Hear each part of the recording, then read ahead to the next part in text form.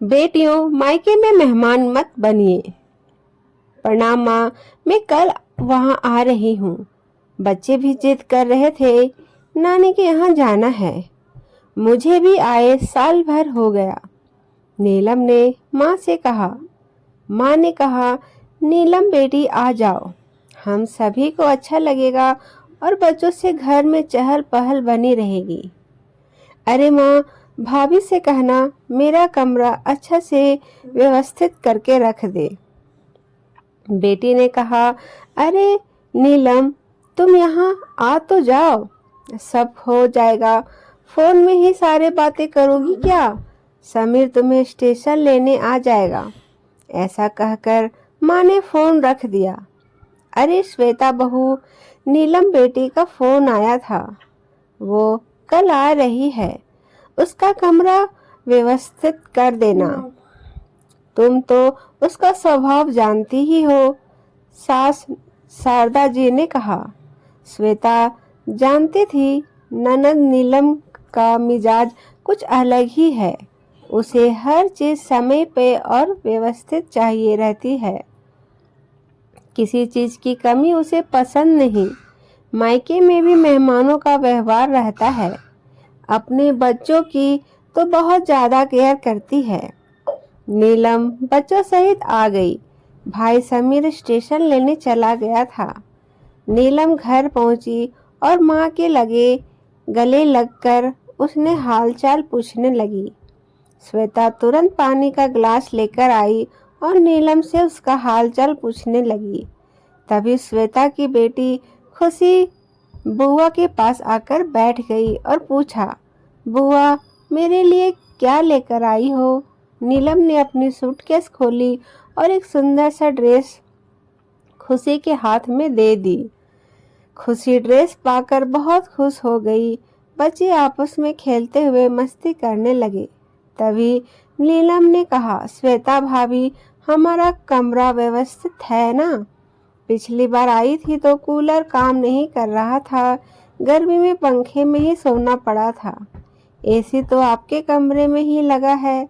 श्वेता ने हंसते हुए कहा, नीलम दीदी, इस बार आप हमारे कमरे में सो जाना, हम लोग दूसरे कमरे में सो जाएंगे, आपको कोई परेशानी ना होगी। शारदा जी सब सुन रही थी। उन्होंने तुरंत नीलम से कहा, अरे बिटिया, इस बार तुम्हारे समीर भैया ने नया कूलर ले लिया है, तुम आराम से रहना।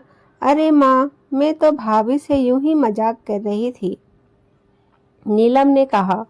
श्वेता जानती थी नीलम हर बात में उसे ताना मारती है, पर वो चुप रहती। श्वेता चाहती थी कि नीलम दीदी जितना दिन रहे खुश रहे, उन्हें किसी बात की तकलीफ ना हो, क्योंकि अब पिताजी भी नहीं रहे, उन्हें पिता की कभी कमी महसूस ना हो। श्वेता हर तरह से खुश रखने की कोशिश करती। समीर बाजार जाकर काफी सारा घर का किरान और बच्चों के लिए चॉकलेट मिठाई ले आया। एक दिन दोपहर के वक्त सब खाना खा रहे थे और श्वेता गरम गरम पूरी तल रही थी। तब शारदा जी ने कहा, बहू, तुम सबके साथ खाना खाने बैठ जाओ, मैं पूरी तल लेती हूँ। श्वेता कुछ बोलती इसके पहले नीलम ने कहा, माँ, तुम क्यों पूरी तलोगी? भाभी को बनाने दो, अब तुम्हारी उम्र है क्या ये सब काम करने की? सारा दिन कुछ न कुछ तो करती रहती हो। श्वेता ने सास की तरफ देखते हुए कहा, माँ जी, आप खाना खा ले, मैं बाद में खा लूंगी। नीलम आराम से मायके में दिन गुजार रही थी। समीर भी छुट्टी के दिन सब परिवार घूमने और होटल ले जाता। एक दिन बातों ही बातों नीलम ने उसे पूछ ही लिया, भाभी, आप मायके नहीं जा रही? जवाब देते हुए श्वेता ने कहा, मैं तो अभी जाने ही वाली थी, क्योंकि मेरे पिताजी की तबीयत ठीक नहीं चल रही है, पर आपका फ़ोन आ गया सो मैंने जाना कैंसिल कर दिया। माँ जी कितना अकेले घर का काम करती, अब आपके जाने के बाद ही जाना होगा। अच्छा किया भाभी आपने जो मायके नहीं गई। ससुराल से तो मैं थकी हारी आती हूँ, फिर मायके में तो पूरा आराम चाहिए ना, वरना मैं नहीं आती, नीलम ने कहा। नीलम दीदी, आपकी भी तो ननद आती होगी, तो उन्हें भी पूरा आराम मिलता होगा क्यों? श्वेता ने पूछा। नहीं भाभी, मैं तो साफ साफ कह देती हूँ, मुझसे अकेले काम नहीं होगा, उन्हें मदद तो करवानी ही होगी। इतने लोगों का खाना मैं अकेले कैसे बना सकती हूँ? नीलम हाथ हिलाते हुए बोली। शारदा जी चुपचाप सब सुन रही थी। उन्होंने तुरंत नीलम से कहा, फिर यहाँ अपनी भाभी का हाथ क्यों नहीं बटाती? वो भी तो अकेली काम से थक जाती होगी। अरे माँ, तुम तो अपनी बहू का पक्ष लेने लगी। ऐसा है तो मैं चली जाती हूँ, भाभी पर बोझ नहीं बनती। नीलम ऐसा कहते हुए रोने लगी। श्वेता जानती थी यह तो उसकी हर बात की आदत है, थोड़ा भी कुछ कहो पूरा मान कर रोने लगती।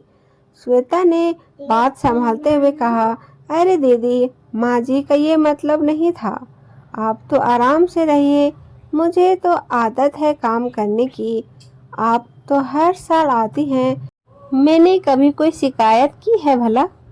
एक दिन शारदा जी अपने कमरे में आराम कर रही थी, तभी नीलम ने अंदर आते ही पूछा, माँ भाभी नजर नहीं आ रही, कहीं बाहर गई है क्या? हाँ नीलम, बहू कह कर गई है कुछ देर में आ रही हूँ, शायद कुछ काम से गई होगी, माँ ने बताया। नीलम ने कहा, माँ तुम्हारा गला कैसे खाली है, चेन नहीं पहनी, कहीं भाभी ने तो नहीं रख ली? शारदा जी कुछ कहने ही जा रही थी कि इतने में श्वेता कमरे में दाखिल होते हुए कहा, लीजिए माँ जी आपकी चैन। शारदा जी ने नीलम से कहा, ये रही मेरी चैन, कुछ दिनों पहले टूट गई थी, सब बहू से ठीक करवा कर ले आई।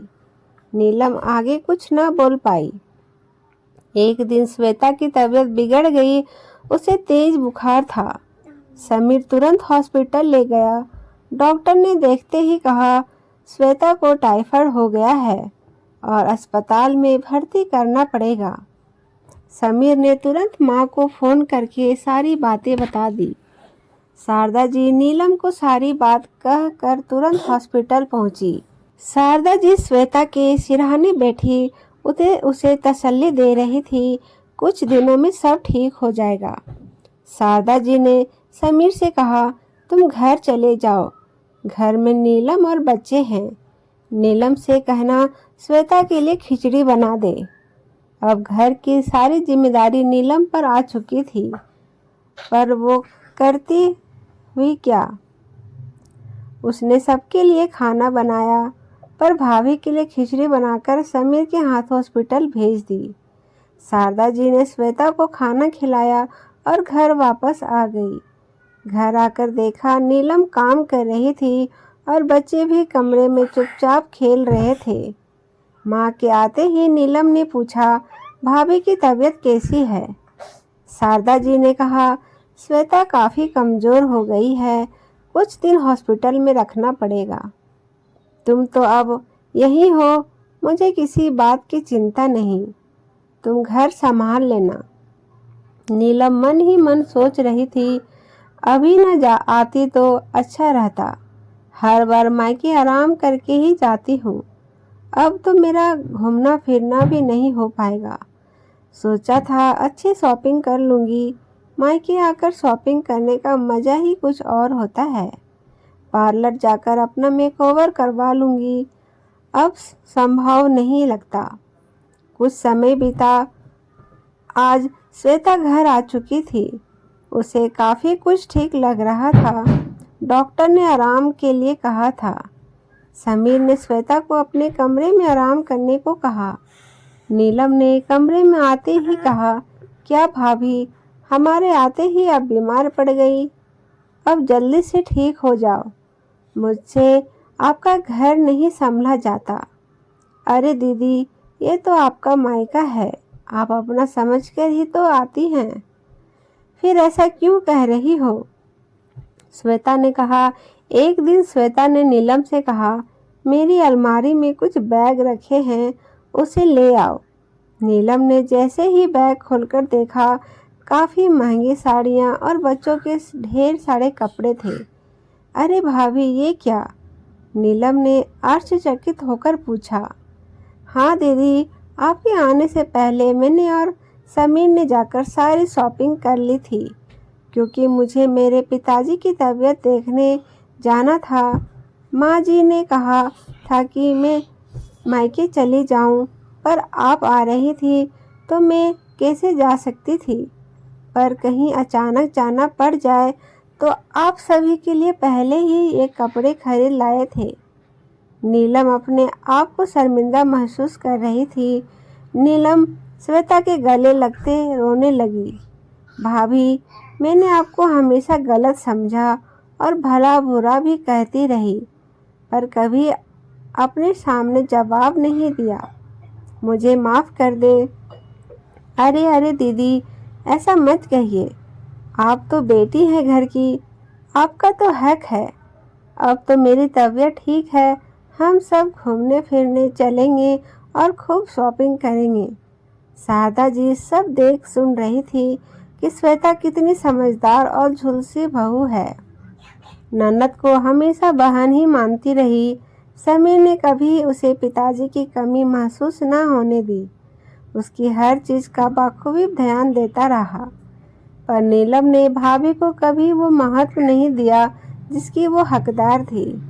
श्वेता जैसे ही काम करने किचन में जा रही थी कि नीलम ने हाथ पकड़ते हुए कहा, भाभी, जब तक आप पूरी तरह से ठीक नहीं हो जाती मैं किचन संभाल लूँगी। मैं अभी काफ़ी दिन रुकने वाली हूँ। श्वेता ने कहा, नीलम दीदी, आपकी जब इच्छा हो तब आ जाया करें, पर मायके को मायका ही समझे, ना कि मेहमान बनकर आए। तभी प्यार और अपनापन का रिश्ता बना रहेगा। मायके में माँ के बाद भाभी ही सब कुछ होती है। उनसे प्यार और अपनापन का रिश्ता बना कर रखें, ताकि मायके में कभी बोझ न समझा जाए। दोस्तों, उम्मीद करती हूँ आपको स्टोरी पसंद आई होगी। अगर कहानी अच्छी लगी तो मेरे चैनल को भी सब्सक्राइब करके मुझे सपोर्ट करें दोस्तों। धन्यवाद।